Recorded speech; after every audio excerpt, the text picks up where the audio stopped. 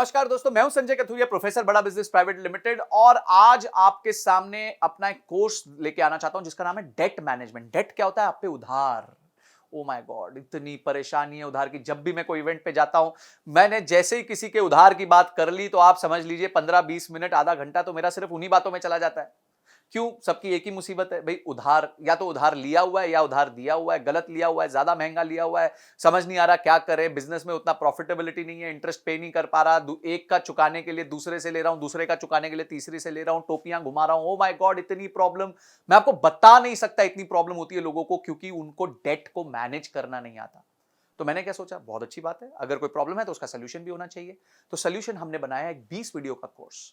बहुत powerful course है, जिसमें हमने बताया कि डेट होता क्या है, डेट लेने के क्या तरीके। देखिए, हमने पूरी साइकिल को समझाया है कि जब आप डेट लेने जाते हैं तो आपको किन चीजों का ध्यान रखना चाहिए। आपको अपने बजट्स बनाने चाहिए, आपको अपने फोरकास्ट्स बनाने चाहिए, आपको गवर्नमेंट की स्कीम्स का फायदा लेना चाहिए। उसके बाद आपको किस तरीके से प्रेजेंट करना चाहिए, कहां आपके चार्टर्ड अकाउंटेंट आपके काम आएंगे, क्या क्या सोर्सेज हैं, क्या इंटरेस्ट रेट होते हैं, कौन सी स्कीम गवर्नमेंट की होती है, क्या चीजें आपको ध्यान रखनी है। और लोन के टाइम डॉक्यूमेंटेशन बहुत इंपॉर्टेंट होती है, क्योंकि लोन लेते वक्त आपका कुछ ना कुछ गिर भी चला जाता है, आपकी कॉर्पोरेट गारंटीज लगती हैं।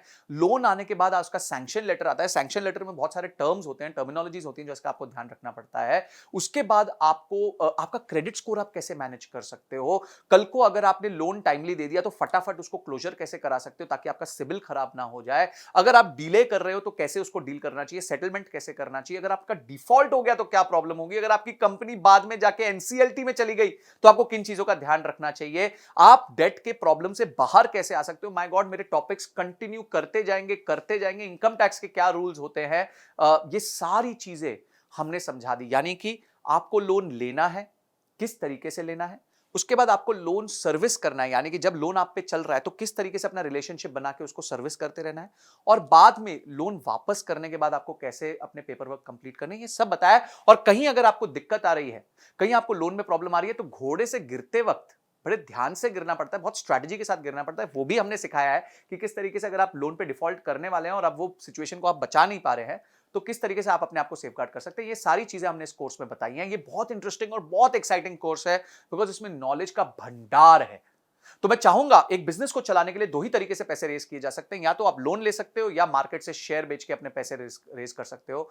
तो ये दोनों तरीके बहुत इंपॉर्टेंट है। लोन बहुत इंपॉर्टेंट है, बहुत सारे बिजनेसेस लोन पे डिपेंड करते हैं, क्रेडिट ऑफटेक पे डिपेंड करते हैं।